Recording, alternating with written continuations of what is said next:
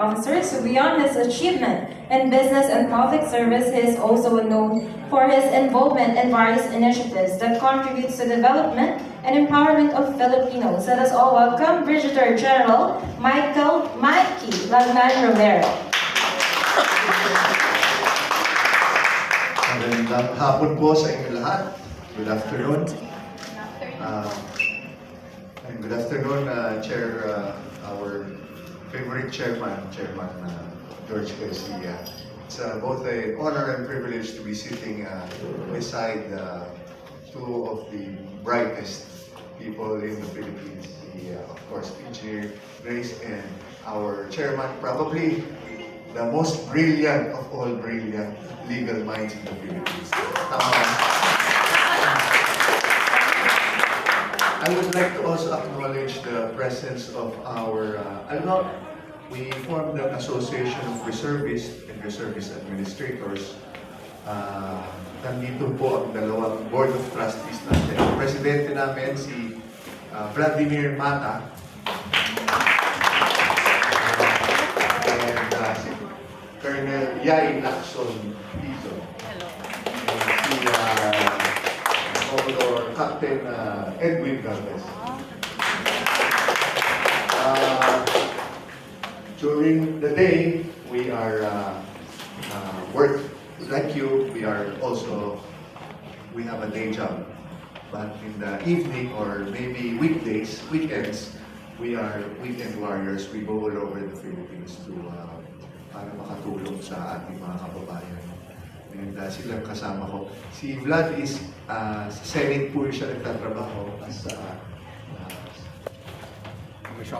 commissioner appointments. And si Yai naman is a practicing lawyer. So you will see that we are all we have our work during the day. Ang masasabi ko lang ho, thank you for this platform. This platform of Top News Asia, as well as all the rest of the magazines related to Grace Bondan.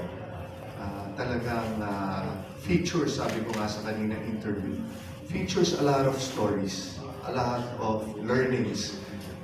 Yung iba yung storya ko sa storya ni George, iba yung storya namin ni George sa storya ng mga celebrities or even just ordinary people. This type of magazines are what you call feel good. Ito talaga yung nakaka-inspire. I don't know if my life inspires, but nevertheless, the others maybe. It depends on really kung ano gusto nyo. But I think this is the right platform and it's a feel good. Nakakasawa na magbasa ng news ngayon at puro politiko. I know because I came from that field. This is my fourth industry. I was in business before, even up to now. No? And then tumalon po ako sa sports, and then tumalon po ako sa pagiging congressman for 9 years. And I found a new calling, which is itong military service. And we've been, yung grupo namin, we've been from the topmost part of the Philippines, which is Batanes. Pero may mas malayo pa sa Batanes, yung Mamulis, di ba napupuntahan ng tao, ng ordinary people, just military. Ito yung 60 kilometers away from Taiwan.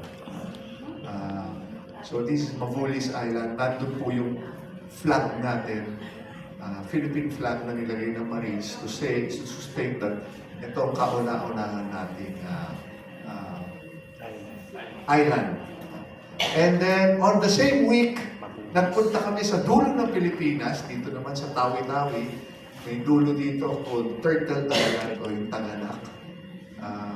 Turtle Island kasi pwede ka magpakawala ng mga turtles dito. No? Napakaganda.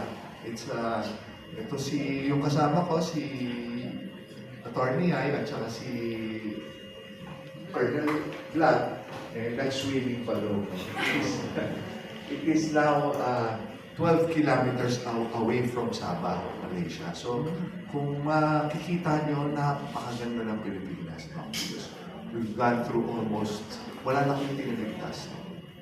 And I hope that some of you will also join the reservist.